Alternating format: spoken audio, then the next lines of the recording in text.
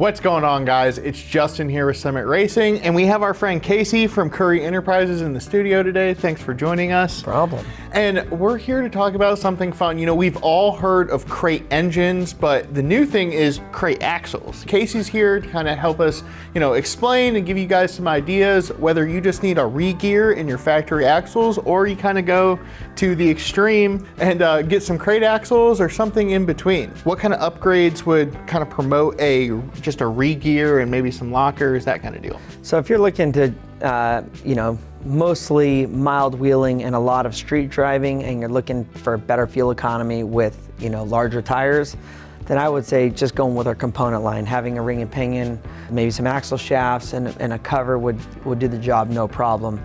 Rolling up from that would be basically our 44 front and our HD60 rear, which would be more aggressive wheeling, 37-inch tires, because at that point, once you start getting into aggressive wheeling, the housing will become the weak link. Where the fat is on the stock housing, we've seen them where basically at that point is where the tubes will basically break out of the fat.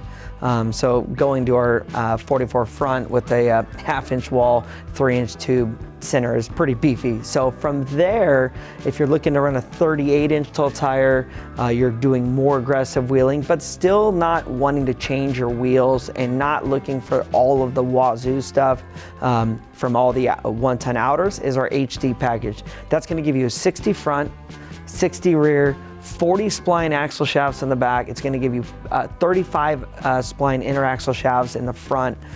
It basically gives you a 1480 axle in the front, but really it is the ultimate package for the everyday driver, but a guy that wants to go out and really abuse it. Now, when it comes to the guy that wants to run 40-inch tall tires, the difference between our HD package and our Extreme package is basically the outer assembly. Now you're going to get into the 1-ton outers with 1-ton ball joints, the 1-ton knuckles, and you're going to get 1-ton unit bearings.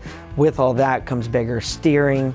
It's also basically a high offset steering, so now the tie rod is at the top of the knuckle, giving you a really good ground clearance. So in the back as well, you're gonna get a full float housing in. Once again, another 40 spline axle shaft, but this is a full float axle shaft. So now basically the wheel is completely relying on the full float hubs, giving you maximum strength. So for me, depending on what type of wheeling you do and what tire size you do, we kind of have an option for all and above, but you don't have to overspend, but when you're looking to be extreme, we have everything it takes to be over the top. Now, kind of touching on a couple of these key components, you had mentioned axle spline count. Explain to the folks at home that aren't really sure why, more splines are better. Yeah, the bigger the spline, the more axle you have. So, in diameter, when you look at a stock spline, 27 to 32 spline axle, it's just tiny. And really, a lot of those taper down to 27, 32 splines, so it gets really small where the splines are.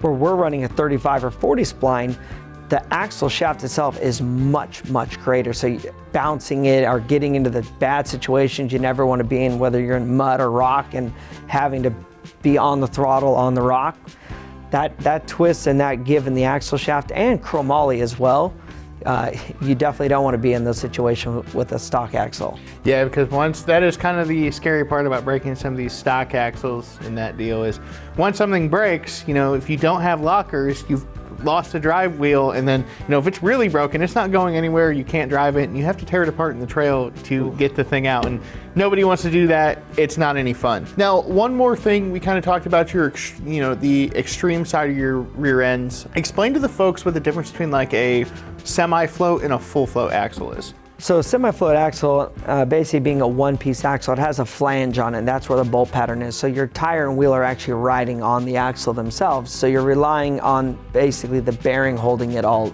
The bearing is pressed onto the axle, then the axle has a retainer plate that's holding it into the rear end.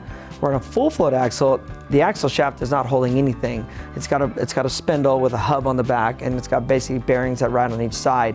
So that spindle nut is holding everything together. So now we're basically, the load is relying all on the spindle. So that spindle strength is incredible, and the rear hub is a complete, basically a 1-ton hub that is absolutely massive. So all that load is basically being carrying on the housing. Now you just stick the full float axle that has splines on both ends right through that, and basically that's where you're getting the drive. So you're really getting the strength out of the spindle and the hub on the back versus having a flanged axle. My favorite part about all these Currie crate axles and that deal is, tell us where these are available. You can actually get them at Summit. One of the best parts is they have inventory of the most popular ratios in all sizes. So you got the 44s, the HDs, and the Extreme 60s are all available. Literally no longer have to wait weeks and weeks.